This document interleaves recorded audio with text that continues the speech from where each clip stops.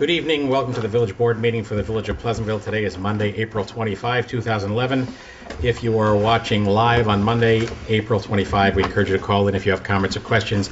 Our call-in number is 769-1677. As always, you can be watching us on Verizon or Cablevision Cable TV or at PCTV76.org with live streaming. Our next work session is a week from today, Monday, May 2 at 7 p.m. And our next regular meeting is 2 weeks from today, Monday, May 29 at 8 p.m. with a work session at 7. I had a number of things I wanted to report on, and the first is what I imagine most of you have already read about in the newspaper, and that is this week we received the filing of the lawsuit by the family of Dan Roy Henry. It was a lawsuit filed against the Village of Pleasantville and against our police officer Aaron Hess in federal court. It is the follow-up to a notice of claim we received some months ago, and so we knew this suit was coming, and the suit itself was filed last week. So I had a few things to say about that, and the first is to follow up on the comments I had and many of us had back in October. The events of that night back in October at the Thornwood Town Center are a tragedy by absolutely any estimation, and nobody can possibly walk in the shoes of the Henry family having lost a son and having received the phone call they received that night.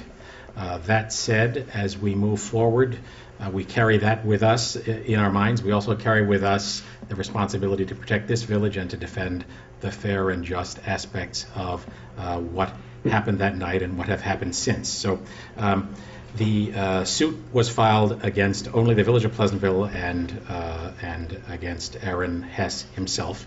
And on April 20th, I issued the following statement. On behalf of the Village of Pleasantville, I offer the following statement in response to a lawsuit filed by Angela and Dan Roy Henry Sr. While we are sensitive and sympathetic to the Henry family's loss, this lawsuit is not unexpected. We believe the suit is without merit and that neither the village nor Officer Aaron Hess violated any laws or rules of conduct. We intend to vigorously defend the village and Officer Aaron Hess, and we look forward to vindicating the village and Officer Hess and to moving forward from this tragic event. So there will be more to say in the coming months and doubtless years. Certainly the expectation is that a suit like this that involves so many possible witnesses and so many dimensions will take a very long time. We've been in touch obviously with our legal counsel and with our insurance company, and we will report on the progress of that as it's appropriate to do so. But I had two other dimensions of that I wanted to mention. The first was, some of you may have read in the newspaper the controversy that surrounded the decision of the Pleasantville Police Benevolent Association, the local PBA, to honor Aaron Hess a couple of weeks ago with their Officer of the Year award. That was an award that was issued by the PBA, which is not the village. It is the fraternal organization of the officers themselves. The village had no involvement in that, no consultation on it, and no awareness that the award was to be made. So certainly on behalf of myself, and I think on behalf of the village, we regret any suggestion that the Village of Pleasantville was involved in that decision to award Aaron that award that night. There are many, many, many positive things to be said about Officer Hess, but there is certainly no cause for celebration in the tragedy that occurred back in October. The second point I wanted to make is that there has been a suggestion on the part of some people commenting in the press that the Henry family was forced to this lawsuit in order to force the Village of Pleasantville to make available the evidence it had. And the reality here is that the Village of Pleasantville was not involved in the investigation. The incident itself occurred in the town of Mount Pleasant. The Village of Pleasantville provided that which we had to the investigators at the town of Mount Pleasant, the county, and the state police, but we were not a party to the investigation, and much of the evidence that is in place is evidence that we don't have either. So the reality here is that the suggestion that anybody was withholding evidence is in fact a misrepresentation of the way the system works. I can imagine, or perhaps can't imagine, how it must feel to the Henry family to know that there are other people that have information about the way their son died and they don't have access to it. I sympathize with that, I understand that, but that has nothing to do with the Village of Pleasantville. So we will, as I mentioned, defend ourselves as we go forward in this suit and look forward to the truth coming out. On a On a brighter note, I wanted to mention that I paid a visit to Pace University last week to meet with the students as well as the faculty advisor for the Pace Relay for Life, which is occurring this Friday, April 29th, in the Goldstein Athletic Center, the gym on the Pace University campus. Pace has been involved for the last several years with the American Cancer Society in their Relay for Life program, and it is a great program and one that was actually proposed for here in the village as well, and for some logistical reasons we were unable to join up with it. But what happens is people come over to Pace and participate in an event that goes from 4 p.m. to 4 a.m. in the Goldstein Athletic Center. All the members of the community are invited to participate if they're at all willing. You can come over and visit for a short period of time. You could come over and stay for a longer period of time. Certainly no expectation that you'd stay all night. If you want more information, you can find it at relayforlife.org and search within that. That's an American Cancer Society site to find the info about the event at Pace. But it's this Friday night, April 29th, and it is an opportunity for everybody to support a great service and a great program that the Pace community and that the Pace kids have spearheaded. So I encourage you to do it. There's a modest admission fee, and that buys you some tickets that you can use for some activities and food that take place. There will be a variety of events, including some fun and amusing things. I understand a climbing wall with Velcro and the like, but also some moments of reflection and honoring both survivors and families that have been touched by cancer. So I very strongly encourage anybody who's able to do so to appear over at Pace and take a look at relayforlife.org, Pace University, for more information about that. Anybody else have anything to comment on or add to? So we have a few things going on tonight. Let me ask first if there are any oral communications. Anybody had anything they wanted to say, you're welcome to do so at this time or to call us in at 769-1677. Absent that, the first matter on our agenda is a public hearing. Is there a motion to open a public hearing on local law amending Chapter 173 Vehicle and Traffic regarding parking on Bedford Road parking lot and Depew Street?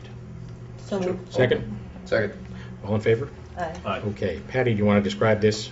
I'd be happy to. The first part of this local law concerns the Bedford Road parking lot, which is across the street from us, behind the stores that are on Wheeler Avenue. The exit is by the Cleaners and Nilsson's, and the entrance is on Bedford Road. What this law proposes to do is to create at the northern end of that lot 2 15-minute loading and unloading zones. And currently there are de facto loading and unloading zones created at the end of the row of meters on both sides. We have a lot of commercial vehicles making deliveries throughout the day, and we have a lot of problems having opportunities for those vehicles to park and to load. In particular, the florist, the takeout at Magic Walk, as well as the Cleaners and some of the businesses across the street. So this would allow us, as needed, to designate 2 areas. One, as I said, is really available now, de facto on the left side of the lot, and the other would be created on the right side, adjacent to Holy Innocents, to allow loading and unloading.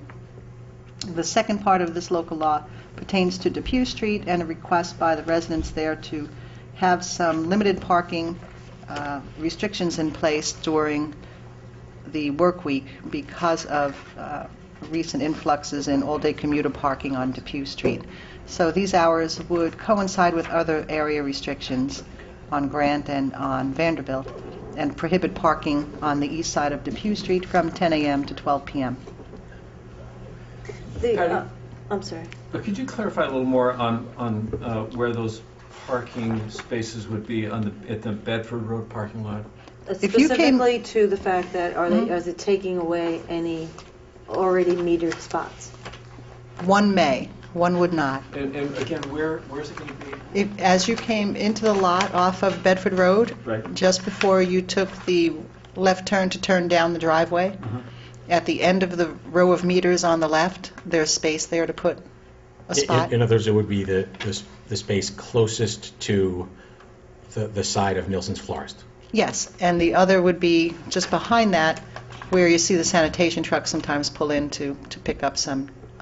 So there's a space alongside the fence. that's right. That's right. The picket fence. Right. and then the space closest to Milton, so the last one in line. On both rows. And, you know, my concern with that, because I walk through there a lot during the week, is that certain businesses are just going to use that as their own de facto commercial parking. Why wouldn't that happen? Well, we intend on metering it. It wouldn't be unmetered. The rest of the lot is metered. Then there'd be a meter then by the parking, by the That's right. picket fence. And can people get in and out of the That's one good. closest between the picket fence and I holding believe it? so. It's kind of right in You know, there. And it would be a 15-minute meter. Yeah, So, I mean, I understand your point, Brian. and I understand but- your point too. I was Right. concerned because we can't police that all day long. I mean, the People But park what there, it, can't- businesses can't park there police all the- day long. what Yeah. what it, Businesses. what it means is that it's a Yeah. 15-minute space, and the meter will only be 15 minutes, so you, But it will be signed for loading and unloading Right. only. It's not, I mean, people need to be. right. But they could park there and unload. How big of a vehicle is parking there? Whatever- They're mostly whatever fits vans. in a regular Yeah, space, right? they're It's primarily not- It wouldn't be a vans. big truck? They're vans that use, all Okay, three more businesses van- that are affected use vans. Because I've seen bigger trucks there that block that driveway Yeah. sometimes when they are Well, unloading. you know, there's a lot of concern here. I mean, you can't, the problem is people are parking in the driveway itself, so that's a dilemma. Mhm. And there are businesses parking now without any particular spaces designated. They're having trouble parking in that lot. They're subject to parking enforcement just like anybody else is, and they need something designated, so there's nothing but space available for their particular But purposes. and yet, there's always parking available there. It's very rare. There I mean, is- during there the usually funeral, is on the There's always end, parking yes. available, and it's a quarter for an hour. And I guess I also have to say that when we were thinking, when in the past we thought about Wheeler Avenue, the 5-minute parking across the street, the point of that parking was to recognize the fact that our businesses don't have places to unload behind their Right. businesses as many municipalities do. Mhm. So we allowed that 5-minute parking, and that's where UPS parks and FedEx Ground and FedEx and all those guys. But we also have a lot of people who are still parking there all day long for long periods of time. And I wonder, here we are talking about getting rid of a parking space back there, and sort of, somehow a little bit blocking how people might egress that lot, when in fact we have all this parking along the front, which people just routinely, abuse. And we can't really we say something, and then we get some enforcement, and then the enforcement goes away, and people park there forever. So I personally think there's a lot of parking on Wheeler if we kept that going, if we just sort of kept that clear. But Brian, to your point that it is a quarter for an hour, and they could, why designate it when you can, they could essentially unload there anyway now for a quarter. They can unload for a But- quarter in the back, and there's But always if it's space. designated, there might be somebody, it's not designated for them, for it to be an unloading and Well, loading zone. if we have a meter, then we're gonna, right, I mean, we get the quarter for 15 minutes. I mean, you might get those guys anyway, they're gonna go over to Right. an hour meter anyway, get more money. And then the code allows them to load and unload at any metered space anyway. You I are just allowed think to do that. You see a lot of loading even and on street. unloading on Wheeler, which is appropriate, it seems to me. For the larger trucks, If- yeah. If the larger trucks, Yes. you have big semis that land up there and unload things. I think what's if you talk to any of the drivers, which I do, the complaint they have is that cars are parked out there endlessly. They don't have any space to Yeah, park. that's true. It gets very busy on Wheeler. You see it. Oh, it's a And that bottleneck, lot huh? can be packed. Who asked for this? It's a combination of things. The court asked for some consideration. There's a lot of summonses issued to Magic Walk, the cleaners, and, well, not so much the cleaners, but Nilsson's and Magic Walk predominantly. Tons of tickets. Yeah, so, I mean, are they parking legally or illegally? They are parking, They're parking illegally, and well, yeah, if they're getting tickets, I mean, good you know, businesses in the village, but I mean they're parking illegally. I they're see it parking every in that day. driveway. Yeah. And they're loading. They're running in and out, and they're getting tickets. Because But you can't be some- running in and out with pieces of, floral arrangements up and Sometimes a uniform down. truck parks in that driveway, and you can't get by, and that's a big truck that wouldn't fit in any of the spots we're talking about here. He shouldn't But it come would into the fit- lot. It would Right. fit in the very That's front right. of the building, and if there were more spaces, sort of, if Well, we cleared that's out catch the as catch front, can. they'd be I able to don't, do it. yeah. I You mean don't- in the 5 minutes? In the 5 Yeah, minute, yeah. well, so I just think that's a legitimate issue and one I've noticed as well. But I think there are two separate issues here. I mean, the first is there's a balancing here, and on the one hand, we're trying to provide parking for residents and customers, and on the other hand, we're trying to, in a constrained space, make it possible for businesses to reasonably operate. And so what we're talking about here strikes me as a reasonable means of sort of balancing those issues. We're not giving away these spaces. In fact, they're going to be higher value spaces from the standpoint of revenue than the current 1 hour spaces, and also would presumably discourage the practice of staying longer. So if you truly are coming in to unload or load, you park in those spaces, you pay more to do it, and then you leave fairly promptly. So Yeah, but if we, what we're saying is we're putting in 15-minute meters, which we'll be able to enforce for about a week, and then we won't enforce them.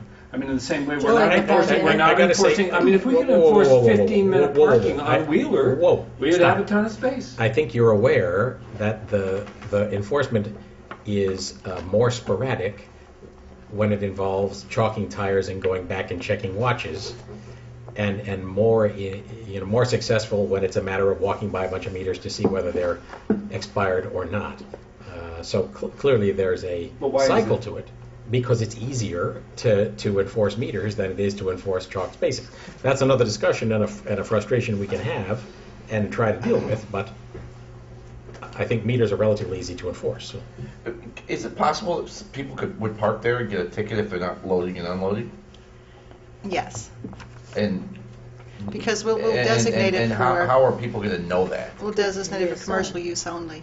It's What's Well, that? I have a business downtown. I don't have a commercial vehicle, but I might need to park there, as sometimes I do, to unload things Then for you my could business. park on that 5-minute Wheeler side, Well, that's right. right? Or any metered space. But I'm saying Or it's in an Spotsville. enforcement issue, because you can't tell, there are some businesses which use it, that use vans that aren't marked, Right. so. The intent is 15 minutes. I mean, if you're unloading and unloading your laundry, that's okay. Right. It's okay. The point is to have something available so we don't get caught the way we're caught now, where people can't get through that driveway. Well, I understand why we're going here. I just disagree that we adequately enforce the 5-minute parking out That I front. understand. There's a In lot of fact, problems I'm with here to that. tell you, we don't. In fact, I tell my customers, if you're smart, you don't need a quarter, just park across the street, for the half hour, because Well, that's really you're good, safe. Bri. Well, but I mean, the point is, Encourage breaking the law. the point is, you're safe across the street, and you're never going to get dinged. And we most outrageous thing. I would love my people if my customers get dinged. Yeah. What? I used to hold the badge for the most outrageous thing that the mayor has heard at a public meeting, which you may now just usurped me. No, it's just So, reality. do you have anything It'll new only to get add better to as the this night goes discussion? on. I think this is All right, going to be... anybody else want to All It's right, going to comment be on this? I'll be the an one. historic board meeting. I Is feel there it in any my comment bones. from the public? I overlook Again, eyes. if you have an opinion, you're welcome to call us in at I sympathize with 769 I'm the expert. 1677. All right, there being no further comment on this subject, is there a motion? Oh, I have more comments. No, it's a two-part, Oh, don't we have to open a separate public hearing? no, Oh. it's on the same, Okay, fine, then we're going to have to amend the motion. The second public hearing is on local law amending Chapter 185, Section 185-17, Point 1C, a special permit in the RO3 zoning district, and Section 185-23A, paren 9, uses in the M1 zoning district. So moved. The mover and the seconder of the first can accept that amendment of the, so now we've opened both public hearings in one fell swoop. Thank you for that efficiency, Judy. Okay, Patty, do you want to describe the second matter? She did. This No, this came, this isn't on Depew, this is on... This is on the zoning. M1. There's two, I'm He's sorry. on the M1. I'm sorry. we're on to this one. We've done that, I introduced Oh, you that. did that? And There were was no on the comments, DP? Brian only had... Well, Oh, okay. I That was know. Brian. Would you like Nobody worries about this. Everybody seemed happy with Depew is not... Okay, so I'm sorry. Moved on. I apologize. Yep. I got lost for a moment. We all did. Did we close that first one, or did I miss that? No, we didn't, because you suggested we not, but I we thought could we now were- because we are done. You didn't think that we Okay. were. Okay. All right, fine, let's back up. So is there a motion to close the public hearing on the matter of Bedford Road Second. parking lot at Depew? So moved. Second, okay, fine. We already had a motion to open it. Now what So is we in just fact open the the second other. public hearing Yeah. on the subject of special permits in the RO3 zoning district. So moved.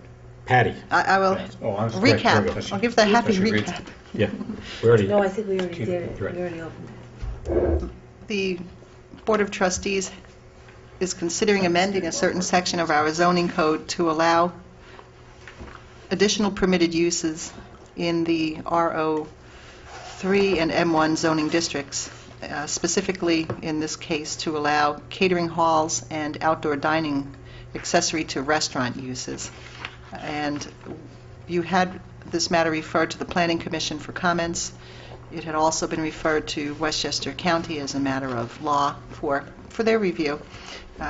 We have comments back from the Planning Commission, which I had circulated to the village board, and we're in the position now of entertaining public comment, having met our obligations to circulate Could you the... just explain also to the public what RO3 and M1 is? Sure. After we circulated the law, which is our obligation, we can now accept public comments. RO3 is just a zoning designation which stands for residential office. 3 is the third district we have in the village that addresses residential office type uses, and M1 is manufacturing, and those two particular zones do allow restaurants currently. What we'd like to do is have the capacity for those restaurants to expand into certain accessory uses such as catering halls and outdoor dining uses. So that's basically it. so as some of you who have followed this over the years may recall, we rezoned Marble Avenue some years back after an extensive review and created this new zone that takes the first 100 or so feet of Marble Avenue and treats it differently. It used to be all M1 in this area and now has the RO3 in the front. So are there any comments on this? I think it's a good evolution. The Planning Commission had expressed some concern that this reflected some backtracking or lack of confidence in the zoning that we passed, and in fact, I think the reality here is just as Jonathan described. It's an appropriate evolution and one that we anticipated might be necessary even at the time that we wrote the original zoning. So, I think the other thing that we must keep in mind is that zoning, as with comprehensive plans and many of the things that we do, zoning is kind of a living document. It's not something that's cast in stone the day you enact it and sacrosanct and not allowed to be touched for some lengthy period of time. We have to recognize that opportunities come up, particularly as Jonathan and I were discussing this in this economic environment, when there are opportunities to do things that are good for the village and good for businesses in the village. And if we can't be fast on our feet, we can't expect businesses to be fast on their feet. And I think this will be a good opportunity for several businesses who have expressed an interest to expand within zones where this type of expansion would not be detrimental to the types of other uses that are allowed in those zones. In fact, would be a positive for the village, create additional flow from improved properties, tax flow from improved properties, and create more business opportunities. thank you, Steve. So is there a motion to close the public hearing? So moved. Second? Second? All in favor? Aye. Aye. Okay, both of these two matters that were the subject of the public hearings are on for resolution later in the evening for a vote.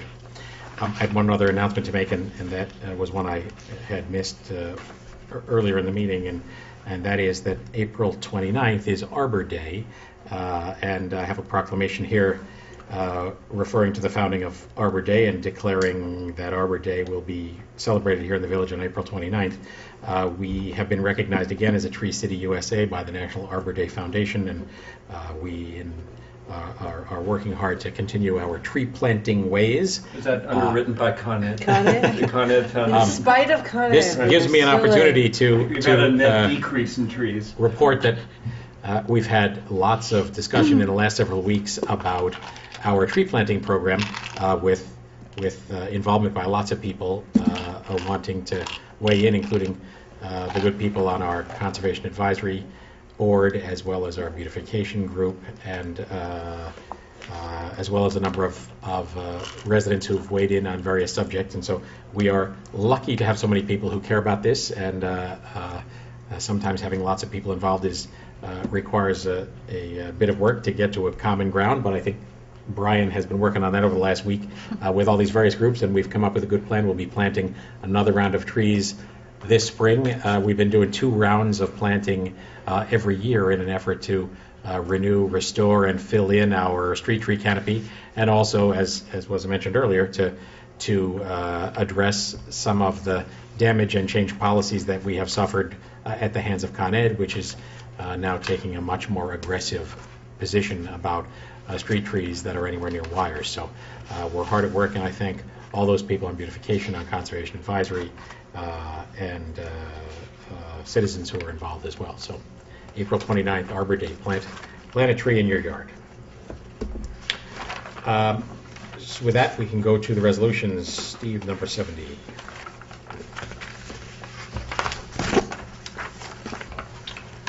Let's see, my mine are out of order. Pre-check register. Oh, of course, got the clause in there. Resolved that pre-check register dated April 25th, 2011, covering check numbers 69131 through 69212 has been reviewed and hereby approved as listed below. General Fund, $171,601.23. Water Fund, $103,909.86. Capital Fund, $13,172.92. The Refuse Fund, $18,188.17. Pool Fund, $838.56. Trust and Agency Fund, $3,799.27, for a total of $311,507.01. Is there a second? Second. Comments or questions? I have one. Patty, on page 6, the contracting work that's being done on the Iron Horse Grill due to the accident, the truck that went into it, are we being reimbursed by We are. insurance? Yeah, well, we ran the quote by the insurance company for Boar's Head, I believe it was, the truck that backed into the building, and it's already been paid. So Okay. we have the check. So this is covered, this expense here Yes. is covered. Okay, 100% reimbursed. great. That little piggy went to market. Yes, that's pretty awful. And they did a good job. All right, all in favor? Aye. Motion approved. Mindy, 71. Resolved that the Board of Trustees has reviewed the minutes of the meeting held on April 1st and April 11th, and they are hereby approved. Second. Board meeting? Hi, Michelle. Sure. Put you on hold, okay? Sure, let's go ahead. We have a Did we caller. pass that through yet? Yeah, all right, Michelle, On the minutes? we might as well approve the minutes. We are with you, Michelle. Any comments or corrections to the minutes? All in favor? Aye. Aye, motion approved. Okay, Michelle. State name and address? My name is Michelle Lucia, 386 Bedford Road. Go ahead. Thank you. I'm just listening about the Dan Roy Henry lawsuit, and I'd like to inquire what our coverage limits are for our insurance policy and who our insurance company is, who covers the village. Our insurance is carried by NYMER, New York Municipal Insurance Reciprocal. We've been with them for 7 or 8 years now, and our coverage limit is $10 million. Okay, and how much are we being sued for? No specific amount was mentioned in the final lawsuit. The notice of claim referred to $120 million. Okay. Now, in the scenario where a jury awards the family that full $120 million, how do we pay that? Where does that money come from? Well, there are two named entities in the suit, one Aaron himself, and the second the Village of Pleasantville. In the course of a jury trial, if either party was found to be at fault and damages awarded, it would be up to the jury to determine who was responsible for what. And if the limit exceeds the coverage, then either the Village of Pleasantville or Aaron, depending on who the decision was against, would be responsible for that money. And wouldn't we as the village be considered the deep pocket party to that lawsuit? Well, if you read the lawsuit, Aaron is sued for having been the person who actually fired the shots, and various claims are made in the lawsuit about his actions. The village is named because they claim that the village did not properly train and supervise Aaron. So, in the end, a trial by jury, if it should go to a trial by jury, would require that those issues get parsed out, and if damages were awarded, they would be ascribed in some way by the jury. I don't believe the jury has the right to apply all the damages to the party that's believed to have the deeper pockets. And do we have other lawsuits or notice of claims that are outstanding or filed against us as a village? We do. There were, am I correct, Judy, a total of 8 notices of claim in addition to this lawsuit now filed by the Henry family having to do with the October Thornwood Town Center incident. And those were all filed by a single attorney on behalf of Pace students who were there. And they're not all to us. The notices of claim, just like the notice of claim that the Henry family had originally filed, named the village, the town, and the county. In the end, the suit that the Henry family filed names only the village and Aaron Hess personally, although they have commented in the preamble to all of this that they leave open the possibility of naming others in an amendment to the suit in the future. So all the pending notices of claim against the village are all related to the Pleasantville Police Department? Well, in the end, that would be the only basis for it. The other 8 notices of claim were on behalf of Pace students. Okay, there are no other lawsuits pending against the village other than the... There are other lawsuits pending against the village having nothing to do with that incident. Right, no, I'm asking in general, not... Yeah, no, there are other lawsuits, certainly. There is an ongoing suit by Keon Katibi regarding what he believes to be wrongful arrest of an incident that occurred well over a decade ago, and there are other more modest notices of claim. And how does that affect our $10 million limit or liability? Per incident. Billing, rather, on our insurance. It's per incident. Okay. Now, does our police department have any coverage on their own, or it's all under the village's umbrella? Does the police department have coverage on its own? Do you mean the officers themselves? No. No, the Village of Pleasantville Police Department is insured under our policy by NYMER. Okay.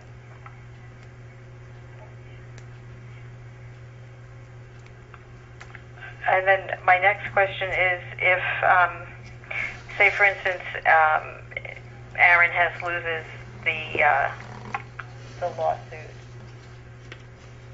what happens to that judgment? How would that, it would be broken down by the portion of liability between the police officer and the village? Or? I mean, a judgment against the individual versus a judgment against the village would be a matter that the trial jury would ascribe.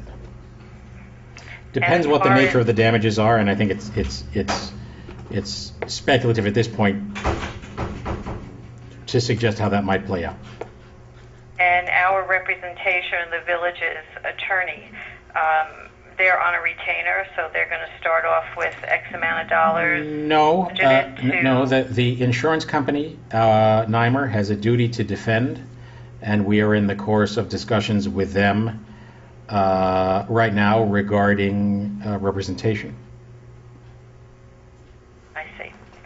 Okay. I have another unrelated question. My cell phone carrier charges a Pleasantville City sales tax on my monthly invoice for my cell phone bill. And I was wondering, what type of revenue does this generate for our village? Do we have a dollar amount? I am not aware that any revenue of any kind is We don't have a generated by sales any tax. sales tax, because we don't have We one. don't have one. Oh, okay. Well, then you should know that Sprint charges their customers a Pleasantville City sales tax on their invoices. So 1 month I was charged 9 cents, and it's, in that area, 9, 10, 11 cents, and it says specifically it's for the Pleasantville City sales tax. You should call them and ask what that's about, because A, we don't have a sales tax, and B, none of us are aware of Sprint ever having sent us a check for 9 cents or anything beyond that. Right. What's their rate? We don't.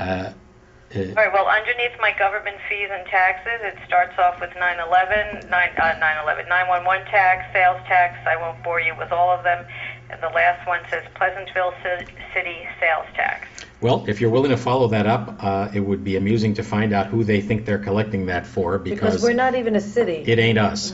We can't be classified as a city. We're not a town. We're a village. I'm actually not even sure we have the legal right. Do you know, Yeah. Patty? No, it's a Yeah. good question, because we are entitled to gross receipts taxes from telephone operators within the village, but typically not cell carriers, because we can't pinpoint where they're actually operating from. But I'm not aware of any person with a cell phone service that's paying a gross receipts tax, but we are entitled to gross receipts taxes. But we don't get any revenue from cell phone companies, do we? We are, and get- I would encourage anybody to take a good we look do. at their cell phone bill and see if they're being hit with this fee It's as not well broken if the other carriers I are don't know where doing it it comes other than from. Sprint. Have I I'm misspoken, gonna Patty? look at No, I didn't no. look at mine that closely, but I don't think it's from cellular. I understand what Michelle's saying. I didn't think it was from cellular, but when they had landlines, we were entitled to 1% gross receipts. Do you have any even- landlines with Sprint? Even Michelle? payphones. No, No. I don't believe Sprint has landlines. I don't This think is they a do. straight cell phone. All right, well, We'll look at it. Maybe they are paying yeah, us. we'll ask. Okay, can't hurt to ask. That's Yeah. Certainly not. Thank you for bringing that to our attention. Thanks for the 9 cents, too. You're welcome. I always call to put my 9 cents in. I was gonna say, it's been raised from 2 cents. All Thank you. right, Very thanks a lot. welcome. Okay, number 72, Jonathan. Resolved that the Board of Trustees of the Village of Pleasantville hereby approves the request from the Memorial Day Committee to hold the Memorial Day Parade on Monday, May 30th, 2011 at 10 a.m. Said parade route is to begin at the Bedford Road School, proceed down Bedford Road to Memorial Plaza, concluding with a ceremony at the World War II Monument. And further resolved that the Board of Trustees hereby authorizes the police chief to post no parking signs along the parade route and in Memorial Plaza, and to tow all vehicles violating this temporary parking restriction. Is there a second? Second? I know lots of people have other plans on Memorial Day weekend, but our Memorial Day ceremony, which is a great tradition in this community, is a great event and a moving day, and I encourage you, if you can find a way to be home on Memorial Day, to find your way to the parade and down to Memorial Plaza at 10 a.m. Who's going to be the master of ceremonies this year? But we haven't worked out all the details yet. So, I just read the letter. all in favor? Aye. Motion approved. Number 73, Brian. Resolved that the Board of Trustees of the Village of Pleasantville hereby approves the request from Holy Innocents Church to close their parking lot for a youth service event beginning Saturday, 6:30 p.m., May 14th through Sunday morning, May 15th, 2011. Is there a second? Second. This is a great event that Holy Innocents Youth Organization runs, where kids actually sleep in boxes in the parking lot. Last year it was torrential it got rain. torrential rain. guarantees rain. And it's an opportunity for us to say, obviously, firstly, that we will approve this request, but secondly, to point out what not everybody realizes, which is that parking lot at the corner of Tompkins and Manville is actually owned by the Holy Innocents Church and is leased to us for a very modest fee in exchange for our maintaining it. So, all in favor? Aye. Aye. Motion approved. Number 74. 4, yes, here we go. Resolved, the Board of Trustees hereby approves the request from Holy Innocents Church to close their parking lot for a special event on Thursday, May 5th, 2011 at 4 p.m. Should probably have an end time on that, too, even if it's midnight. And this, as I understand it, is for an Well, their Alzheimer event takes place at 7, so, Right. right. Is there a second? Second? So I'll just read the letter, which was from Sister Kathleen O'Hanlon of Holy Innocents. Thursday, May 5 at 7 p.m., Holy Innocents Church will sponsor a presentation on Alzheimer's. It's a powerful play entitled To Whom I May Concern, performed by people experiencing early-stage Alzheimer's, relating stories of people with progressive memory loss from their perspective. Invitations will be sent to all churches in the village, Alzheimer's support groups, and it's open to anyone desirous of coming. Admission is free. They've requested permission to close the Tompkins Avenue parking lot, again, the aforementioned lot that they actually own, but leased to us, around 4 p.m., so it's available for those attending. So it sounds like a great event and one that would be of interest to anybody dealing with the issue of Alzheimer's in their family. So, all in favor? Aye. Motion approved. Number 75. Resolved, the Board of Trustees of the Village of Pleasantville hereby approves the request from Clark Street residents to hold a block party on Saturday, June 18th from 9 a.m. to 9 p.m. Is there a second? Second. Go to it, Clark Street. This was such a great idea. It's for Yes. graduation. They got a lot of Yeah. kids graduating. It's great. Great It's idea. Leave it to Clark Street to be Yes, the to be the- lead the pack there. All in favor? Aye. Motion approved. Number 76. Jonathan. Resolved that the Board of Trustees of the Village of Pleasantville hereby awards the bid for sidewalk and curb improvements throughout the village to Contact Construction Technology, Yorktown Heights, New York, in the amount of $32,050. Is there a second? Second. Patty, you want to describe the scope here? Yes, this particular bid went out for a cost to repair on a square foot basis some sidewalk throughout the village. This is not for new construction, this is essentially for repair of pieces all around the village that have some defects. And also to replace sidewalk on Wheeler once we remove some of the trees that are going to be removed on the west side, east side of Wheeler Avenue. So Removed because they have gotten brittle and old and are in the way of the wires, and Con Ed is about to That turn is them into correct. We had that caricatures discussion of trees. last week with the Right. superintendent. So you could see the quotes that came in. The lowest and most responsible bidder is Contec. We may not do this entire scope of work this year. However, they'll hold this price, so we will start poking away at some of these areas where we know we have to do repair. We have this money in capital, which is collected on a 50-50 basis throughout, a revolving program. So that's it in a nutshell. Okay. I can't give you a list at this time of the areas, but they're all over the place. And are homeowners notified whenever this is In most happening? instances, they've already been summoned. Okay. They have a summons, and they're looking to participate in our program. Okay. All in favor? Aye. Aye. Motion approved. Number 77, Brian.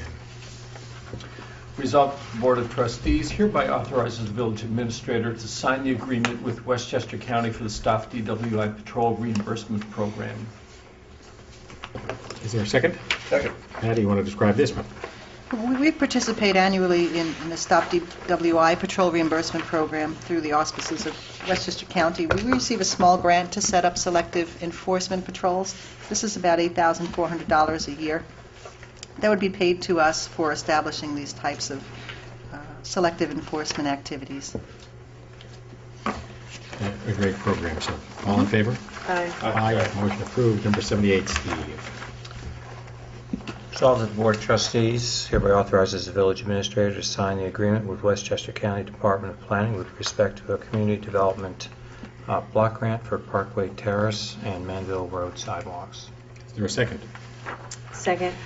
Patty, this one takes a little more explaining.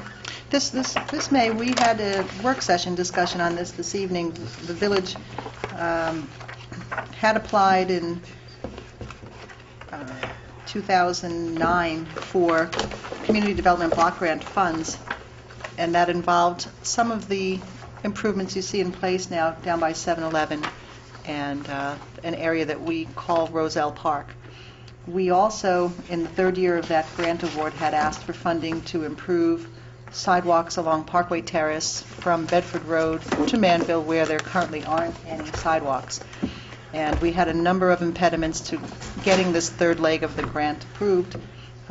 Specifically, we had some concerns about leaving the slip ramp open to the Sawmill River Parkway, where people currently access the sawmill southbound off of Parkway Terrace.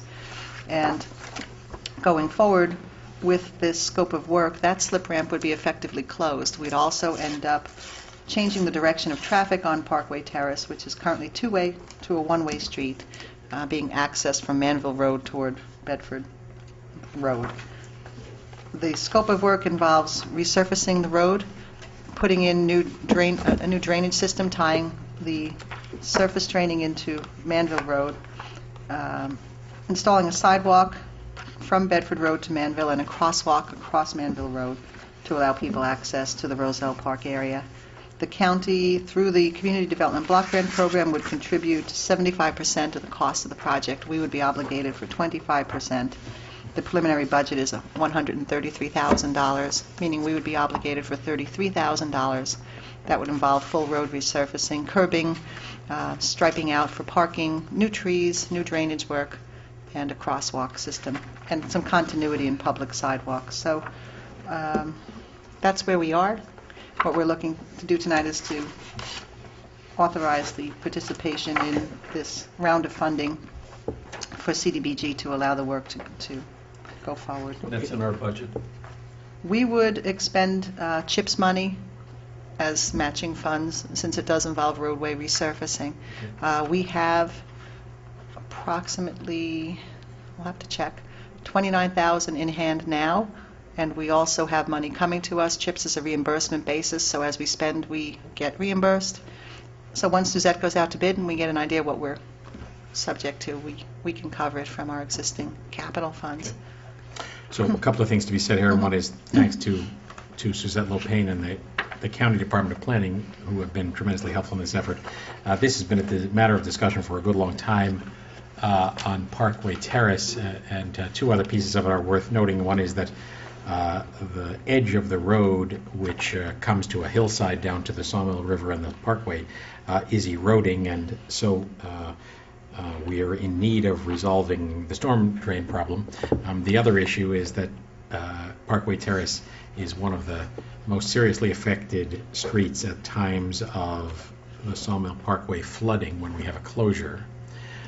And it is also, even on a good sunny day when we don't have that problem, the site of some pretty serious automotive acrobatics surrounding people's access to the parkway. So part of the goal of all of this was to improve the edge, which is currently degrading and allowing the road to fall apart, and at the same time address the storm drain problems as well as the traffic problems having to do with the sawmill. So, Patty, before we finally sign this, can we be sure to circle back to the families that were particularly concerned and make sure they're aware that the state required that the one-way be the other way from what we had discussed, and also be sure that the off-road parking is sufficient?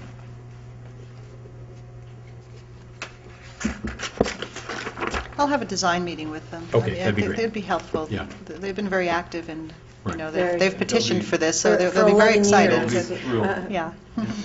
Any other comments? Nope. All in favor? Aye. Aye. Motion approved. Number 79. That's me, right? The award of bids for janitorial services for this building, correct?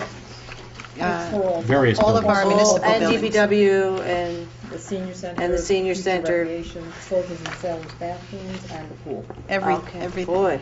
Yeah? Whereas sealed bids were advertised in the official village newspaper and received on Friday, April 15th, 2011 for janitorial services, and whereas bids were received as per the following and received by the village clerk, as noted here in the record. Now therefore be it resolved that the Board of Trustees of the Village of Pleasantville hereby awards the bid for janitorial services to Allied Cleaning Service, 280 Madison Avenue, New York, New York, in the amount of $2,955 per month. Is there a second? Second. Allied's bid of $2,955 is substantially below the nearest bid, which was $39.28, and they ranged up to $67.18. Am I correct that Allied is who we have now? Yes. So this is a renewal of existing contract. So, all in favor? Aye. Motion approved. Number 80, Jonathan. Resolved that the Board of Trustees of the Village of Pleasantville hereby accepts a donation in the amount of $150 from Francis and Patricia Murphy to the Police Department in recognition of Police Officers O'Keefe, Garcia, Burns, and Palmietto in handling a recent call for assistance. Is there a second? Second? Thank you to the Murphys, both for your kind letter and for including a contribution along with it. All in favor? Aye. And good job, Keefe, Garcia, Burns, and Palmietto. Absolutely. Motion approved. Thank you. 81, Brian. Resolved that the Board of Trustees hereby authorizes the village administrator to engage the services of Insight Engineering, 3 Garrett Place, Carmel, New York, for engineering services with respect to an intermodal improvement project at Memorial Plaza and Manville Road, said amount not to exceed $43,400. Is there a second? Second. So, this, Patty, you should describe and particularly describe the sources of the funds. Yeah, this is actually closing out a federal transportation grant that we received back in 2006. The purpose of that grant was to create conceptual design plans for what they call intermodal improvements in and around the downtown of Pleasantville, because that's where we have our rail and our bus and other types of intermodal transportation opportunities. And what we had done with that grant to date is essentially design improvements on the Bedford Road corridor, which you see actually have gotten implemented all along Bedford Road from 7-Eleven all through the intersection here by Jean-Jacques. We did the signalization project. We had some nice bump out work done on certain corners. We had some landscaping done. It also involved the Manville Road corridor, where we still need to do engineering and design work. And what we intend on doing with the balance of the FTA grant is engage Insight Engineering for the final designs of squaring up the northern end of the plaza, eliminating the right yield that people can currently take in front of the monuments, and design, with the state's assistance, some permanent improvements to Route 117 from Memorial Plaza to basically Wheeler. That's what this particular study would cover. And this would be funded through the balance of the Federal Intermodal Transportation Association's grant for intermodal improvements. Today, I also received notice, not to confuse you with intermodal and multimodal, but today the state Can't imagine how that confirmed. would be confusing. Oh, you have to. It's just torturous. The state. Is there any con- multi-intermodal? I'm, Or intermultimodal? I can make it up. I'm sure I'll find it. The state confirmed that we will be the recipients of $50,000 in reimbursable expenses for multimodal work within this intermodal area. That multimodal work would be related to sidewalk improvements, crosswalk improvements, the island that we want to put in from Washington Avenue to Tompkins to delineate the road a little better. So I have $50,000 toward construction, which I'm very excited about. It's a But start. now the design of that is still as yet unfunded, right? Right. Well, the design of that is funded by the Insight agreement you approved 2 weeks ago. Right. And tonight's Oh, is- right. Yeah, we already engaged Insight to do from Wheeler to Tompkins. What I want them to do is the entire scope of work to be able to draw down finally all the FTA money and to give us a final design. While they're engaging the state anyway on a portion of the road, they might as well finish this. The money is there. The money's there. Well, the money's drawn down. It's a reimbursement basis. We've been awarded the money So if we spend a very it, long time ago. in theory, they'll give it back to us, right? Yes. We have an audit at the end. If we spend something that we weren't supposed to spend, we still have an audit process. But everything we've submitted so far has been preliminary design and engineering. We're not allowed to use the federal money for construction, and we've not done that. We've used block grant money for construction, and you've used your own money. You went out on a ban and turned it into a bond to fund the intersection improvements by what was Luke Oil and the gas station area over there. How's this going to affect that entrance or exit to the municipal parking lot that we installed, was it just a year or two ago? I don't know. It will, That but I will don't know. close up and there will be a new exit at the Probably. end Right. of the parking lot where it was always planned to be. Mhm. Yeah. And, You mean the one by the- crossover near the post office? Well, there's one Right, closer to right. the gazebo now, but Right, by the gazebo. what Trustee Lopez is saying is true. We'd probably have it closer to the northern end. Well, that Although there- would be a problem for the farmer's market then. So Could be we'd have to- on a Saturday, yeah. Well, I mean, we just have to take into account how that plays Yeah, out. well, the market maybe, I mean, it's, Move someplace. yeah, we'll figure that out. I followed up on this today too, but didn't get the Thank you. answer. Okay. Okay. So this is funded through federal intermodal money. Right. And indeed, we need to spend that shortly in We- order we- to We accomplish haven't- that within Yes, the It I think till expires. September. schedule. So, okay, all in favor? Aye. Aye. Motion approved. Number 82. Resolved that the Board of Trustees hereby authorizes the village clerk to advertise for bid for construction renovation services to the former ambulance corps facility. Is there a second? Second.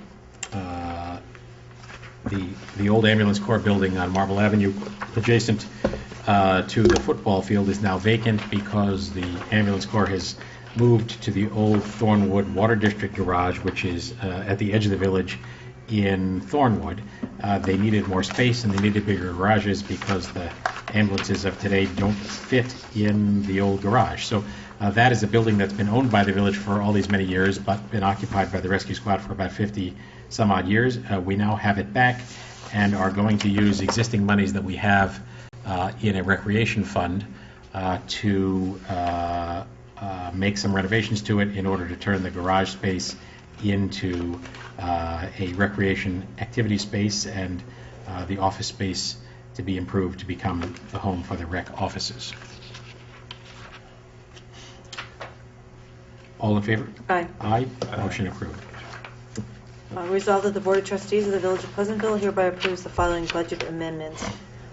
The amount of $380 from Budget Code Technology GIS to elections, $239 from Central Technology GIS to legal notices, $1,237 employee benefits health to street maintenance vacation buyback, $9,423 employee benefits health to garage auto repairs, $2,000 snow removal equipment to snow removal sand salt, $3,060 from snow removal outside services to snow removal sand salt, $709 from leaf collection supplies to snow removal sand salt, a lot of snow, $2,889 from employee benefits hospital to railroad station repairs and maintenance, $10,000 from band principal to old recreation center repairs and maintenance, and $1,931 from employee benefits hospital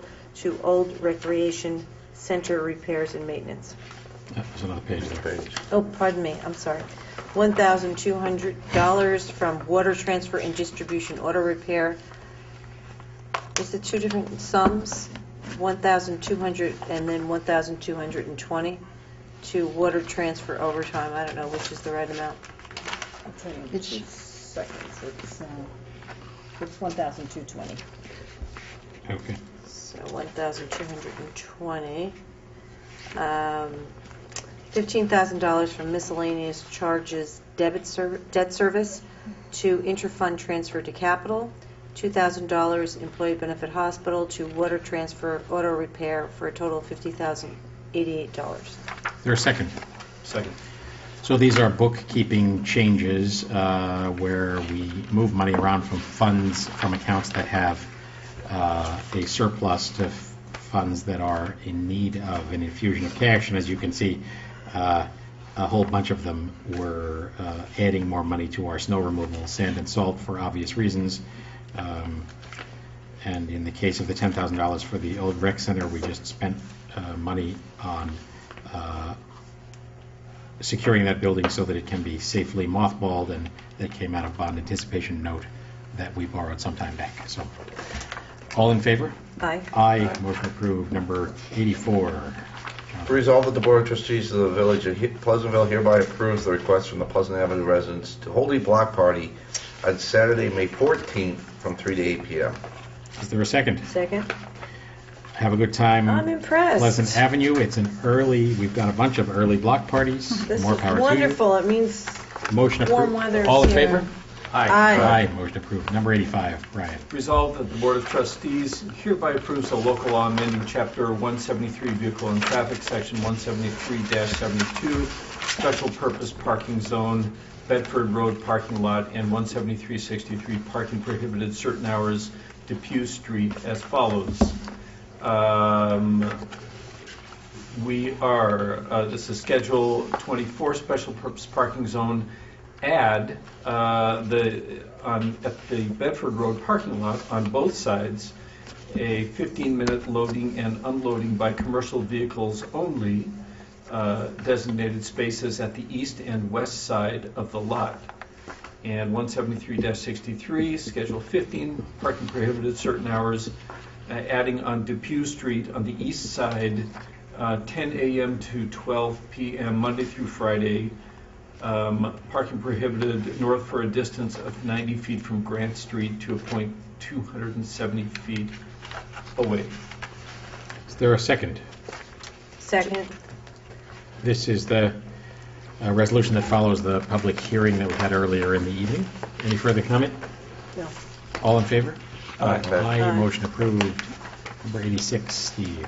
Resolved, the Board of Trustees hereby approves a local law amending Chapter 185, Section 185-17.c, special permit in the RO3 zoning district, and Section 185-23A, bracket 9, uses in the M1 zoning district as follows.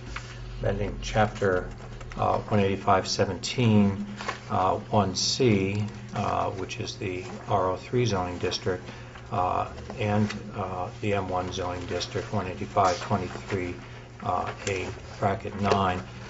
This local law is proposed to allow in both zones restaurants, catering halls, and outdoor dining accessory thereto. None of these uses currently is allowed in the RO3 zone, but restaurants are currently allowed in the M1 zoning district. Is there a second? Second.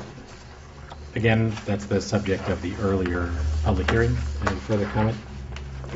All in favor? Aye. Aye. Motion approved.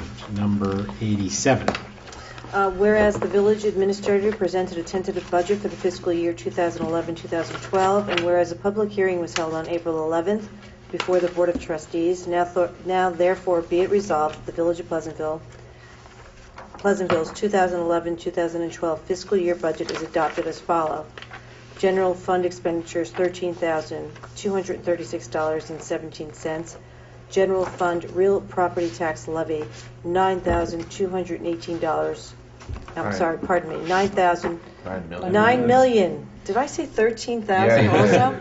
Pardon me. Let me go back. General fund expenditures, $13 million. We're really cutting expenses to the bone. I have a lot of stitches in my mouth. This is very hard to even talk, so I apologize. General fund expenditures, $13,236,017. General fund real property tax levy, $9,218,440. General fund non-property tax revenues, $3,412,577. General fund appropriated fund balance, $675,000. Assessed valuation, $111,718,246. Tax rate per 1,000 assessed value, $82,500. It should be dollars. $82. sorry. That's $82, right? Yeah. 51 it should be, right? Yeah, we carried 4 decimals. Right, you carry the 4 decimals, right. Tax rate increase 3.36%. Is there a second? Second. But the general fund expenditures, I think you have a period where there should be a comma. Right, $13,236,017. And then on the tax rate per 1,000, you've got a comma where there should be a Right, period. $82.51.51. Right, that's right. So Okay. Mindy, you were correct Right. in the literal reading of Right, that. okay, thank Stitches you. or no stitches. Thank you. One of the rare occasions when I had to say it because No. Point that out. No respect. point that out. That's bad. So, as Mindy described in the resolution, the budget, which we presented to you back in March in draft form and have worked on since in various ways, currently calls for a tax rate increase of 3.36%. There has been some discussion over the last several days and today about whether there are further changes to be made. So do you want to comment on that? Yes, we had put aside $35,000 for a tax stabilization reserve, thank you. And per Jonathan's suggestion, because All God of ours. forbid you don't give him any credit, he Yeah. gets all little emotional. Boy, and But, I just pointed out she was No, correct. It just didn't make a lot of sense. We really kind of need that now. We would put the tax rate increase down to under 3%, which would be 2.9% if we forego setting up, 2.96. instead of putting it in a tax stabilization account, to put it So into. if general fund expenditures were to drop Right. by that 35,000, in other words, foregoing the $35,000 contribution to a tax stabilization reserve, the tax rate increase, which was 3.36, becomes 2.96. 2.96. 2.96. Any other comments about other possible changes? Well, as we discussed earlier in prior to public portion of this meeting this evening, I don't think we need to repeat all of that at this point in time. Again, Jonathan, you're the star of the show here. Had sent around a communication earlier in the day, I think intending to solidify the argument around the proposed budget as we're seeing it this evening. And in reading through it and thinking about the points that Jonathan was making, I was finding myself thinking the exact opposite, that we could and should do more. And discussing it further with the other board members and with the village administrator, some of the proposals that had to do with increased revenues, I understand, are tentative and may or may not materialize. There are issues with regard to overtime. I think that we could delve into further with all the departments who have overtime as part of their budgets, and I think that's something that we need to be a little more diligent about in the upcoming year. But of particular importance to me is that we have this one large property sale on the table for potential use that's been to the county, so I don't think that it's an executive session discussion, if I'm not incorrect. And that had resulted from a discussion we had last budget round, that there are properties that the village owns that are non-productive in terms of taxes in the village that could produce taxes and that could also produce sales revenues. And this particular property up on Washington Avenue has been represented in latest communication from individuals involved with it as possibly generating $1 million. Since the county has already met with these folks about the development of this to partially satisfy Westchester County's need to produce affordable housing, And since many of these projects are being are being expedited, in fact, they all are, it seems to me very possible that in the next year we may have something in excess of 3 times what we're showing here as a budget gap. So I guess it's an issue of cup half empty or cup half full. I also noted that NICOM, which is the New York Conference of Mayors, has a platform of approaching and dissembling the mandated increases in expenditures on the state level. And our new governor has appointed both the president and the executive director of NICOM on a task force that he's assembled to look at that. So for all those reasons, I've gotten a lot less positive on the idea of having any tax increase at all, because it seems on multiple fronts it's very possible that this tax increase may not be needed. But that's my perspective. I recognize it's late in the game, and I think that all the board members have worked hard to come up with this budget. I don't mean to undercut that in any way. But I also don't feel that just because these ideas are coming to me at a late moment that I shouldn't express them, because again, as I've looked at these issues more closely, and again, from the perspective of a cup half full rather than one half empty, I think there's a very strong possibility in this upcoming fiscal year we could actually end up with some multiple of the same amount of money that we're using to justify a raise in taxes. I have one notation though, as far as your estimates on the sale of the land. I don't think that would happen until the next budget cycle, because they apply for funding in February, isn't that right? That's right. Correct. So by the time they get that funding, and by the time that, you know, It's another year, it's 2 another years. it's next budget cycle. So I don't think we can include that in this budget cycle. I think it's definitely something to consider the next one. And that was the largest of the potential revenue. Well, Yes. any of the county, and let me just clarify, because what happens when you write emails and you're negotiating with clients and you're going 6 different directions, sometimes you write something and it might get a little confused. I wasn't, my email didn't attempt to take a position on this budget versus an a change which was being recommended, which was what to do with the $35,000, which was in the tax relief fund.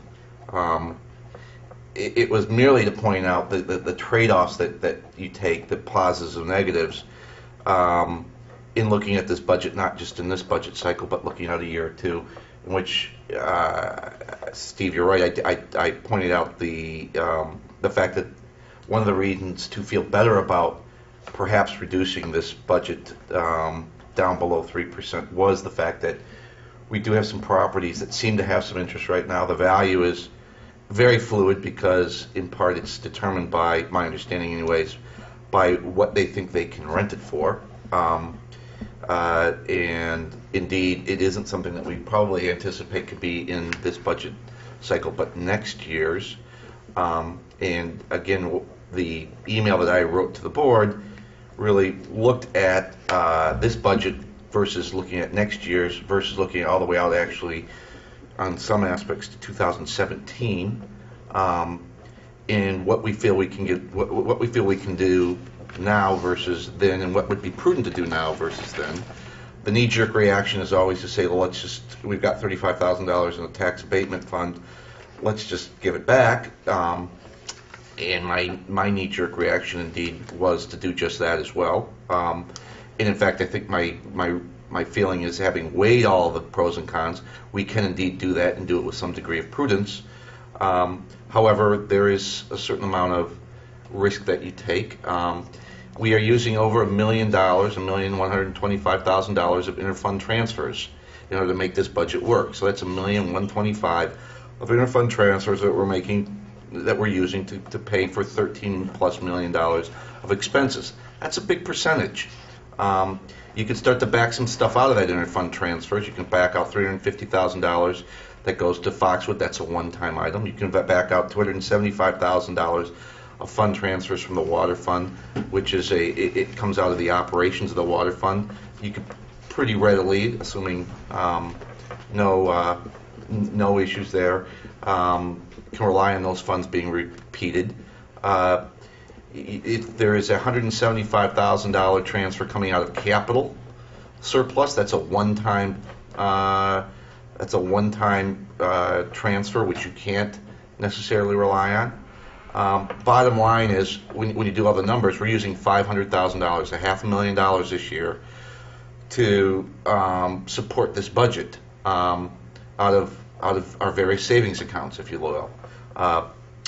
That's a big number. That's 25% of our savings. We have about $2 million. We'll have $2 million of savings as of June 1st. So it's about 25% of savings that we're using to support this budget. Can I get comfortable with that? Yes, I can get comfortable with that because of a number of things. The land sale that Steve talked about, an economy that seems to be improving, and additional revenue items that had been going down seem to be stabilized and maybe, without getting too far ahead of myself, maybe turning around and improving a little bit. And so there's a rationale to be optimistic, or to at least feel that returning the $35,000 to the taxpayer and reducing the tax increase to below 3% is a prudent thing to do, while at the same time remaining vigilant on all the things that, and the variables that went into making me feel comfortable to get there. We can do.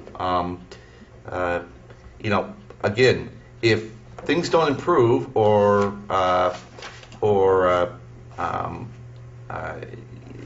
there's not a marked difference next year, bear in mind we have a $500,000 hole in our budget that we're going to need to fill somehow, and I'm cognizant of that. I think that looking out 4 years, you feel a lot more comfortable about filling that hole because a number of things happened starting in 2017 that get you more comfortable.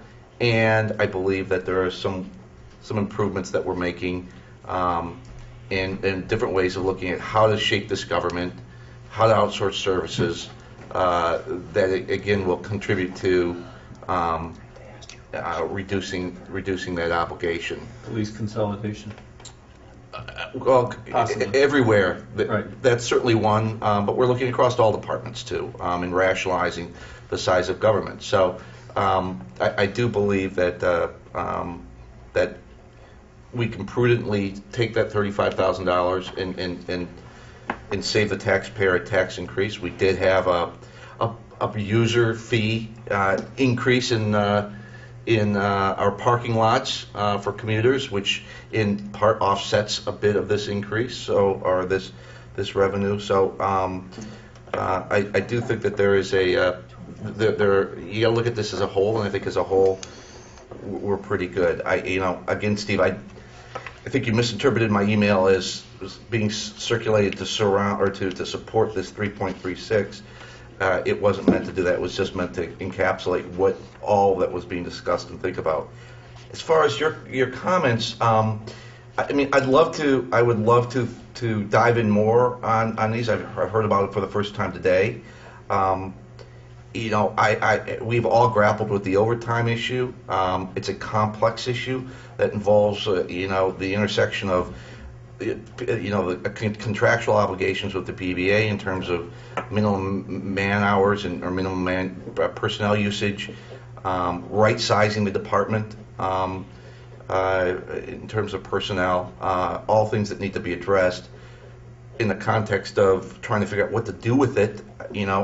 I'd rather pay a little bit more right now in order to preserve optionality going forward in terms of how to move or organize that department so that it serves our community best. But you're right, we do need to keep our eye on that,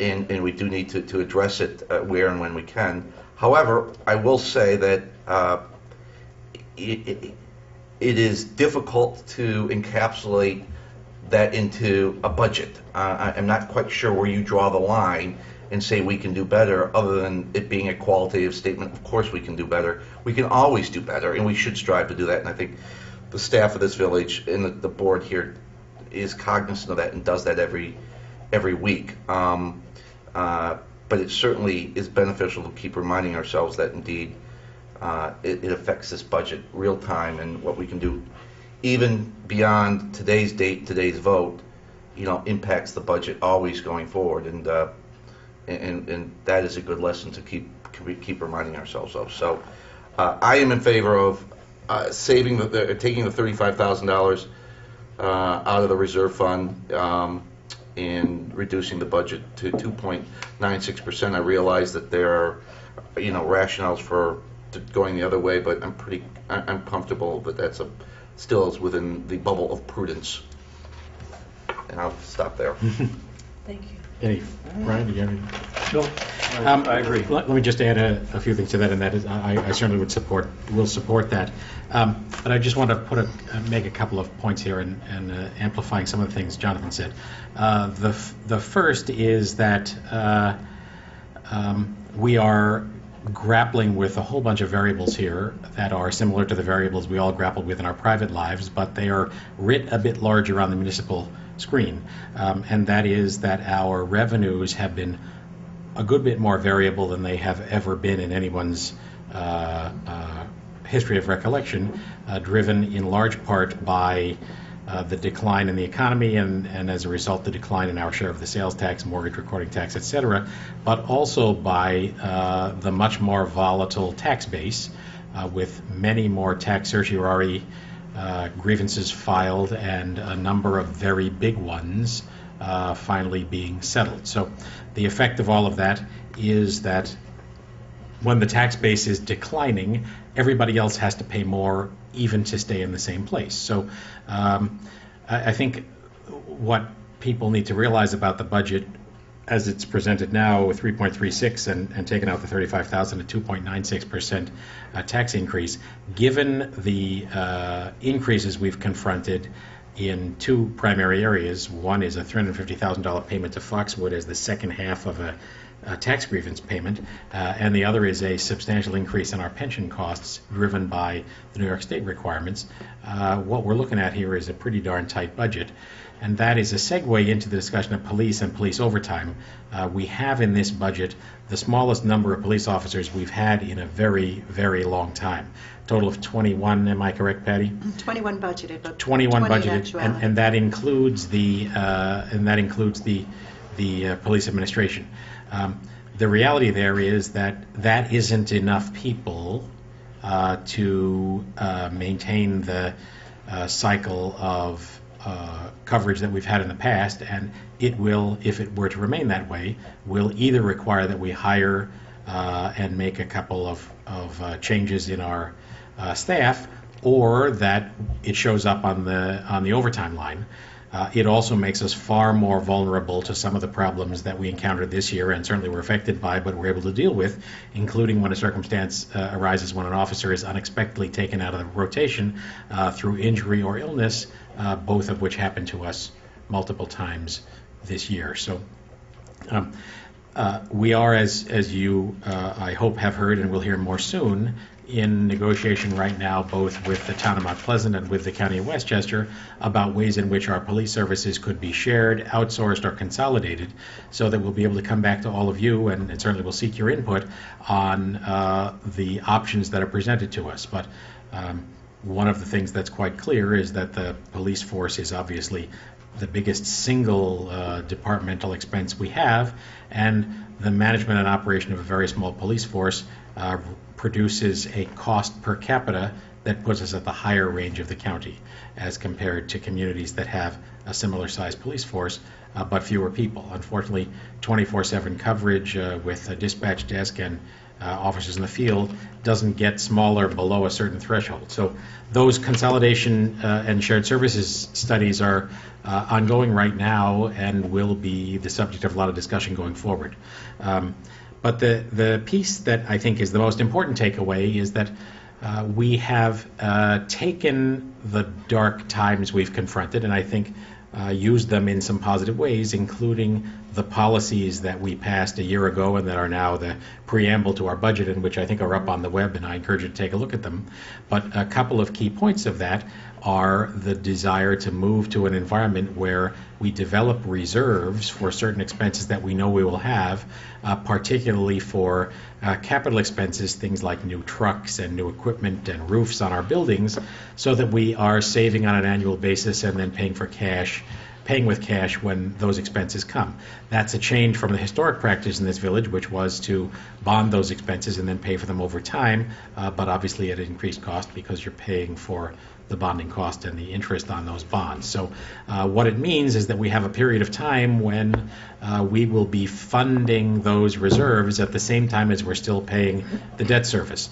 The positive news Jonathan was mentioning in 2017 and 2018 represent a moment in time when a big chunk of the village's current outstanding debt is retired, and if we're able to keep our eye on the ball, as we hope and believe we will able to do, we're going to arrive at that point without having replaced a lot of that debt with significant new debt, and the village will then have some new opportunities to reduce the overall cost of government. So at the same time as we are looking this year to try to drive the lowest budget we can reasonably have, we're also trying to set ourselves up for a somewhat different future, and a future that in the end will save all of us money, and at the same time, as is evidenced by the police discussion right now, find ways to rethink what it is we do and what has to be done within the village of Pleasantville in order to maintain this unique and special place, and versus things that could be outsourced or shared or done in a different way. So there isn't any magic wand to wave over that to say for sure what the right answer is. There are plenty of variables along the way and plenty of risk, but I will say, having served on this board for a long time, as a number of us have, that we have historically been relatively cautious, and that caution, I think, has earned this village a position that's enviable in comparison to some of its peers in terms of the cash balance we have on hand and in terms of the quality of our accounting and management systems and the quality of our administration of the budget. And we need to be extremely careful to maintain that, because it's that sound foundation that's going to make it possible to drive the cost of government down in the future. So if we're take too much risk at this critical moment, we run the risk of damaging our options going forward. So enough said. Probably, I think what's on the table now, if you want to propose a change in the motion, Mindy, is to restate those numbers. I have to take out. So that would be 13. Let Brian- Now, hard it was Let to- Brian do the math for it. 13-201-017, right? 13, pardon me. 13-201-017. The next three numbers remain the same. The tax rate per valuation, we don't know yet, would have to be recalculated. I can give you that. Okay? This is assuming $35,000 is? Yes. Yes. Yes. Okay, not appropriated for tax stabilization. Tax rate per thousand would be $82.2018. Okay. And then the increase is 2.96. Tax rate increase would be 2.96. Okay. All right, so you want to amend your motion. So, motion amended to reflect general fund expenditures of $13,201,017.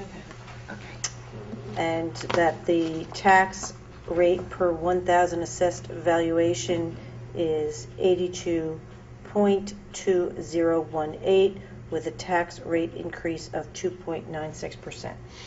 And then the property tax and non-property tax levy numbers would be adjusted accordingly. The seconder okay with the amendment? Whoever the seconder was? I'm okay, yep. Okay. Any further comment? All in favor? Aye. Aye. All opposed? Okay. Motion passes 4-1. You know, I just have to say that in all the years that I've been part of this, I don't think I've seen one where we've looked at this as carefully as we did this year. And that goes not only for the financial team that we have at Village Hall, but for all the trustees who were really hands-on in this entire process. So I just want to let everybody know this is not something we just sort of sleep on. We're all part of it, and it's a valuable thing for us to do, I think. No doubt, and thank you, Patty, Yes. for all the work you do on this, and in absentia to Thank Mary you. Schwartz Mary. and Pam Hoffman in the I know they're Finance watching at Department. home. And On the also, internet. Great job, guys. They each are. of our Good job. department heads. Thank And then let me just say, as a kind of closing piece to that I think it is fair to say that if you go through the budget line by line, which we encourage you to do, we are at the point where we cannot make a significant dent in our overall expense without deciding not to deliver some of the services we currently deliver. So we are not talking about a budget that has a lot left to trim without your finding that some of the services you've received in the past aren't available. So that will be a discussion, obviously, that we will continue to have. And as Steve mentioned, there are a number of possibilities on the horizon that might give us some more flexibility as we go forward, and we are certainly going to be aggressively pursuing them. And certainly, last but not least, the ongoing goal that I think there is some cause for optimism about, to rebuild some of the losses we've had in the tax base through an improved commercial tax base. So, number 88, Jonathan. Resolved that the Board of Trustees, Who is that? You need to That's do it. our tape. We talked too long. okay. was beeping? Can I go? Go ahead. Okay. Resolved that the Board of Trustees of the Village of Pleasantville hereby approves the water rates for the fiscal year 2011 to 2012 as follows. Residents, $53.50.5003 per 1,000 cubic feet. Non-resident, $68.4279 per 1,000 cubic feet. Non-resident, that's non-residents district, that number was for just non-residents, it's $80.4389 per 1,000 cubic feet, and for bulk sales, $63 per 1,000 cubic feet. And the ready-to-serve / sprinkler system quarterly charges are for a 5-inch meter, 5/8 of an inch meter, $40.75 for resident, $50.75 for non-resident. 3/4, They range up to 8 inches. they range up to 8 inches. If you have an 8-inch meter, Thank you. the resident you, charge Roy. is $1,010. Jonathan thanks you. And the non-resident charge is $1,020. Thank you. As further That's stated in the rate. 15 or 20 years of experience These there, rates are Chris. the Thank same. you very much. That's very Is good. there a second? Second. The rates are unchanged from the current. So these The rates are These unchanged. rates are unchanged. Well, then I have a question, because these are the rates that are affected by what the water board sets for increases to us as well. Is that not right? Yes. Okay.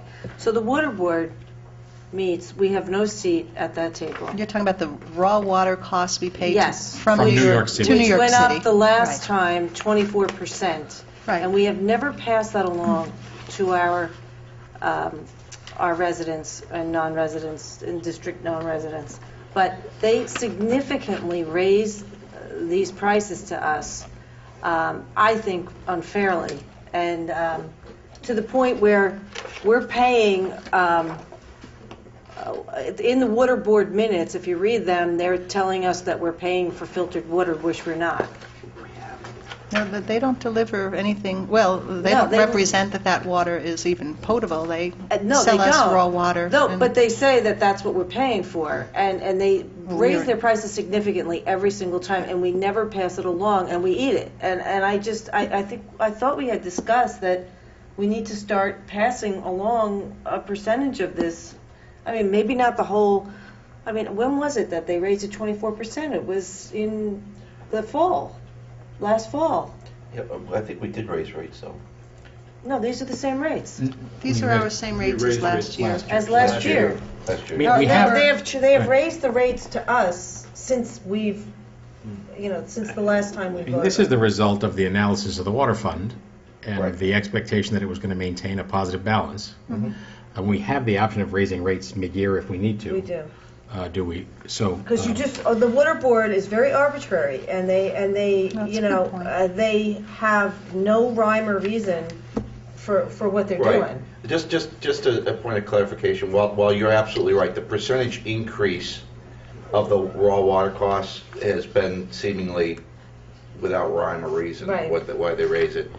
How it translates into individual That's true. bills is far less dramatic. Right, that's Your true. point is nonetheless valid, but small changes in the water rates or changes in the water rates do make up for those rather substantial increases in the raw water costs. So, and we are, as one of the persons serving on that water board, monitoring that very closely. So we're making sure that, there's a certain amount of equilibrium that stays there. Who's serving on that water board? Not on the, just looking over the water Right. fund. I was going to say, Excuse me. I would love a seat at that. No, I'm not on the board. honest Yeah, with they you. don't want to, they don't, believe me, they don't Well, want and- me on. But as long as we can look at it midstream, I just, you don't know what they're going to come in with this time, because they are building another plant, UV plant. UV plant, and they're trying to pass on that cost to people that we will not be using that UV plant. Correct.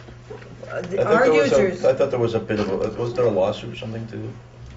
I don't know. Up county that? There was the talk of one. I don't know if there is one. Well, I mean, I know think that- suffice it to say, we'll stay on top of that, and your Right. spot at your day job at the county gives us a bird's eye view Yes, of what but goes on they with that. But annoy me. Steve Johnson, our Parks, our DPW superintendent, also attends the monthly meetings with Newcastle at our jointly owned water filtration plant. So for those of you who may not realize the background to this, the Village of Pleasantville owns a portion of the Millwood filtration plant in the town of Newcastle, so that we jointly own and operate that and pay our proportional shares. The result of that is that we have water that meets the very highest standards of filtration requirements, and lots of communities have not yet achieved that. But there is also some variability in what it costs to run, including which of the aqueduct systems the water comes from, and periods of high runoff produce more turbidity, as they call it, cloudiness in the water, which costs more money to filter. So, at any rate, Patty, we should just keep an eye on this on a quarterly basis, obviously, to assess how it's all going. Yep. All in favor? Aye. Aye. Motion approved. Number 89. Brian. Resolved that the Board of Trustees of the Village of Pleasantville hereby approves the refuse rates for the fiscal year 2011-2012 as follows. Each condominium unit, $301.64. One family residence, $402.18. Two family residence, $603.27. And a three family residence pays $904.91. Is there a second? Second. Second. Patty, these are reduced from last year. These rates are down about 4.3%.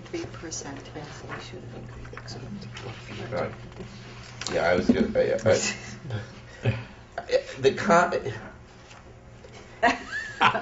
We're thinking it, Jonathan, you just need to say At the it. risk of being the recipient of, Hate mail? yes, but I'm sorry, if condominiums are afforded the huge discounts to property taxes that they are afforded in this state, it seems to me that the similar discount on refuse rates, be it small numbers, I understand, but symbolically, it doesn't sit well with me. I think that their refuse rates should be very close to, if not equal to, one-family residences. Because that's how they're being, right. Because quite frankly, that's the argument they make for taxes. So, their property taxes. I don't think you can have it both ways. I agree. I agree That's too. totally up to this board. You would have to pass a local law adjusting your refuse rate schedule. It's set by code right now. So if you want to have that public hearing, I'd be happy to introduce a law at the next meeting, and you can set a hearing date. Great. Let's do that. Let's do that. And the issue that'll have to be addressed We're all tired is of being in political life in the anyway. case in the case of condominiums, for the most part, we are picking up at a centralized point and not providing pickup at each location, which I think was the basis for the original discount. That's Am I right. right, Patty? Probably true. So- Probably But we're true. still Right. picking up Yes. the same, it's Right. the same bulk. Okay. It's just that, Subject for discussion as we pursue this. All in favor of number 89 as it stands at the moment? Aye. Aye. Are we going to pass it like this and then Well, change we'd have it? to change it Yeah, by okay. local law Yeah, anyway. so- Okay, all right. So aye. Aye, motion approved. Number 90, Steve. Resolved, the Board of Trustees hereby approves the pool rates for the fiscal year 2011-2012 as follows. Resident rates through 5/31, family 330, individual 158, pay tag 105, senior citizen 58, guest fee $10. Those increase after 6/01. I won't read all of those, but be aware that they do increase. For school district rates, those would be outside the village. Through 5/31, families 510, individuals 225, pay tax 130, senior citizen 85, and guest fee 10. Now, am I correct in interpreting the guest fee is a resident tag? If you come in without a pool pass, without a seasonal pool pass, you can come in and get a daily pass if you're a resident? Is that No, what you that have to be a $10 is? guest of A pool, a someone who pool, holds a permit. someone that belongs to the Right. pool, but not someone that has a pay tag. All right, so if you, Pay tag people don't get guest passes, to the best of my knowledge. I don't believe. is there I a think you're right. provision for allowing residents of the village in on a per diem basis without having, No, without coming in as a guest? no, that's a pay tag. You buy a pay tag, and with the pay tag, you for a village resident, you pay $105, and every time you go, you pay. Isn't that right? You That's pay like right. a minimal amount, like $3 or $4. I think it's $5, but I'm not sure. $5? Right. Yes, because the guest fee used to be $5. These haven't raised from last year. The only thing that's changed, the guest fee, I think Pratt Yeah, that went recommended, up $5. changed that to 10, but other Right. than that, the rates are the same. So then, what you're doing is a pay tag, that's what that would be. But I think Steve's point is a good one, that there are plenty of people who don't have kids in the school anymore, empty nesters, they're just, maybe they might just want to go down Actually- and take a swim. Yeah, so you need to pay to do that. Well, So but how so do you you do could it do under- that in a number of ways. Residents, I'm here to say that residents would be happy to spend, plunk down $10 to have a time to go swim at the pool. No.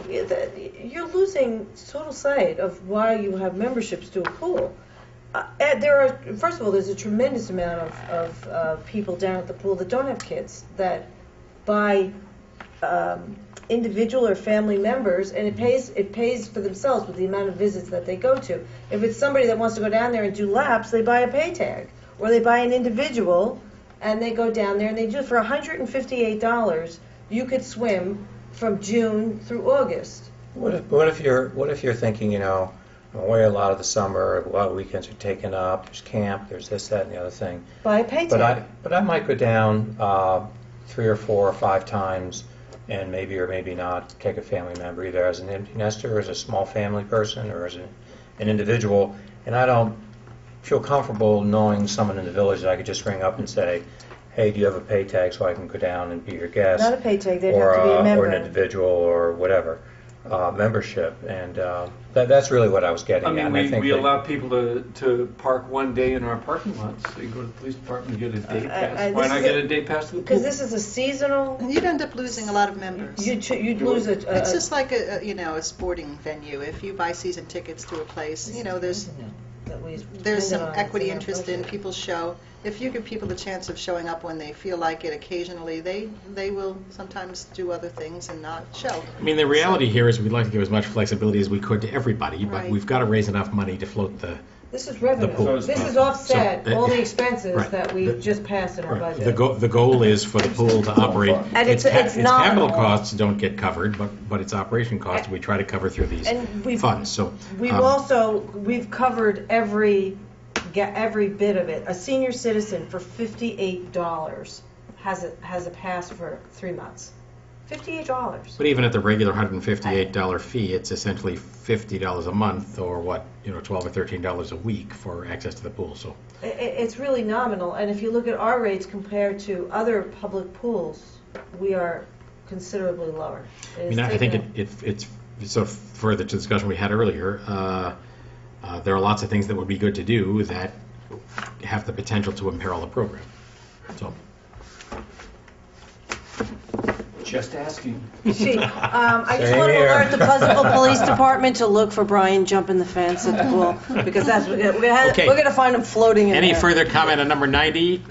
All in favor? Aye. Aye. We didn't second it, I don't think. did we? Yeah, I just need a There we go. The second. All right, all in favor? Aye. Aye. Motion approved. The pool rates have been set. Lopez, I didn't leave you Okay. out there twisting in the wind. Let me just, a couple of more things. Anything having to do with recreation. A couple of things I wanted to mention. Any of you who pay attention to our work session agenda may have noticed that before the regular meeting, we were a bit late today for a variety of reasons, one of which is we met with the Vineyard Church, which formerly owned the property you may have noticed out near 9A, just past Pace.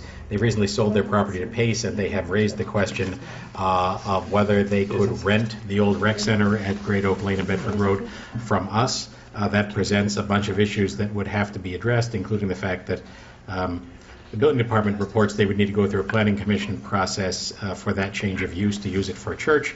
And secondly, there are some improvements that would have to be made to the building in order to make it inhabitable for a church at the same time that we are seeking a buyer for it. So it's not certain that will go ahead, but we certainly are talking to them, and they have been full of good and interesting ideas, and we've made no promises, but are continuing to talk to them about what might happen. In the course of the discussion tonight, Steve and others mentioned village-owned site on Washington Avenue as a possible site for affordable housing. That is a village-owned plot of land behind the Brick Garden apartment complex that's on the left as you're headed out of town towards Chappaqua. The village owns a property that's roughly equivalent to the size of the property that the Brick Garden apartments occupy at the moment, and that has been the subject of a couple of 3 different proposals now from different developers as a possible site for affordable housing. We had a meeting last week at the county about the county's potential role in this because of their responsibilities to this HUD settlement that the county entered into, and discussion is ongoing, and Patty, we need to arrange a time to invite the neighbors in that neighborhood to come in and chat with us about what might be under discussion there. Worth noting also that we are expecting but have not yet received a proposal from a potential buyer of the old Baker Properties site. That's the office park that's on the right-hand side as you are on Washington Avenue as you head out to Chappaqua. That is currently empty. You probably have noticed the driveways are roped off. The current owner is seeking to sell the building, and it's our expectation, but we haven't seen anything yet, that someone will come forward and propose it for some sort of residential project. We already mentioned that we are under discussion with the county and the town of Mount Pleasant about shared police services or consolidation, and we invite any comment anybody would have, and we certainly will impanel some specific sessions when we have more to say about what that might look like and what the implications might be, both in terms of service and cost. Stay tuned on that front. I may have mentioned, but I'll mention again, that we received a letter from New York State Office of Parks, Recreation, and Historic Preservation that the Marmaduke Forster House has now been listed on the National Register of Historic Places, so that's a nice bit of honor to receive, and congratulations to John Prisco and Nancy Rosanoff who own it, and to the village for having a National Register property right in the center of the downtown. And then lastly, 2 things to note from the Clinton Street Center, the Village Senior Services Program, 2 things that might be of interest to residents, or perhaps to residents who know of someone who might be interested in knowing about a special needs registry that's maintained by the county, where you can register and let the county know about specific kinds of assistance you might need in the case of an emergency. You can do that by calling our Pleasantville Senior Citizens Office at 769-2021 or by calling the county government at 211. And then secondly, in the same vein, the Village of Pleasantville Senior Services runs a daily telephone reassurance program, which is a computerized calling system that is a service we provide free of charge, an Are You OK call. The system calls an enrolled subscriber every day of the year at the same time each day, and if the subscriber fails to answer after 3 tries, or if there's a busy signal after 3 times in a row, the computer notifies the Senior Citizen Services staff and give us a chance to check in on someone who might be in need of help. So those are services that might be of interest to you or someone you know and care about. Feel free to pass them on. After our regular session, we have an executive session tonight on matters of litigation, real estate, and personnel. Unless someone can think of something further to say, is there a motion to adjourn? Motion to adjourn. Second? Second? All in favor? Aye. Thank you very much. We appreciate your time. Again, back here in 1 week for a work session, 2 weeks for a regular televised session. Thank you and good night.